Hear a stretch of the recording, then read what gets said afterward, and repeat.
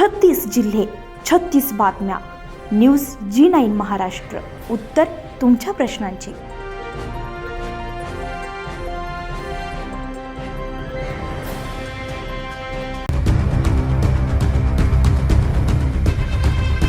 येवला तालुक्यातील डोंगरगाव पाझर तलाव क्षेत्रामध्ये समाधानकारक पाऊस पडून चांगल्यापैकी तलाव भरल्यामुळे परिसरातील शेतकरी समाधानी होते.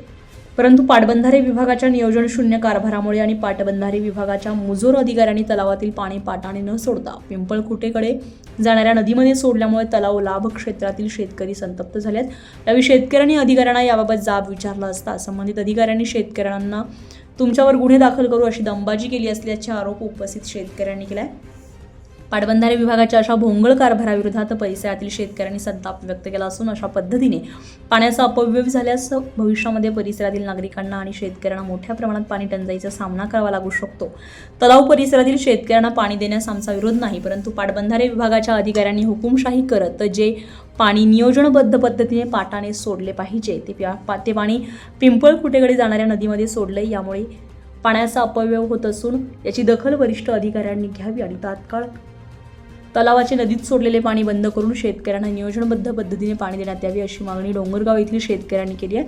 यावेळी दत्तू सोमासे, साईनाथ मोहन, अशोक आरखडे, सुदर्शन मोहन, शकील पटेल, खालील पटेल, दत्तू ढोकळे, पोपट मोहन, दत्तू गायकवाड, भगवान आरखडे, चांगदेव सोमवंशी, भगीनाथ सोमासे, संदीप मोहन, कृष्णा सोमासे, वसंत सोमासे आदी शेतकरी मोठ्या संख्येने उपस्थित होते. डोंगरगाव धरणातून जे पाणी सोडायला पाहिजेत ते पाणी पाटाने सोडण्याऐवजी त्यांनी असणाऱ्या धरणाच्या भिंतीला खेटून पाणी हे सोडलेलं आहे नदीमध्ये. आणि हे पाणी जर आपल्या तलवाडा किंवा डोंगरगाव इकडल्या लोकांची मागणी असताना सुद्धा साहेबांनी पाणी आपल्या नदीला म्हणजे भिंतीला खेटून सोडले आहे.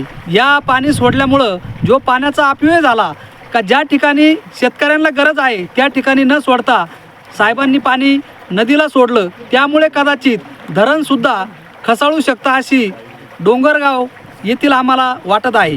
परंतु साहेबांनी या पाण्याचं यापूर्वी नियोजन केलेलं नाही.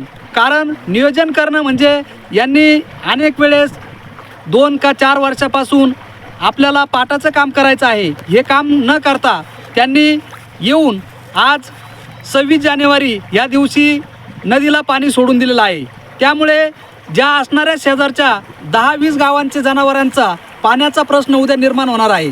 तरी त्या ठिकाणी आज आम्ही साहेबांना विचारला असता आमचंवालं कुठल्या बी पाणी देण्यास विरोध नाही, परंतु जे साहेबांनी नदीला पाणी सोडलं आहे याचं योग्य असं नियोजन करून पाणी त्यांनी पाटाने सोडायला पाहिजेत होतं, हे आमचंवालं म्हणणं आहे. न्यूज G9 महाराष्ट्रासाठी अनेस पटेल, येवला.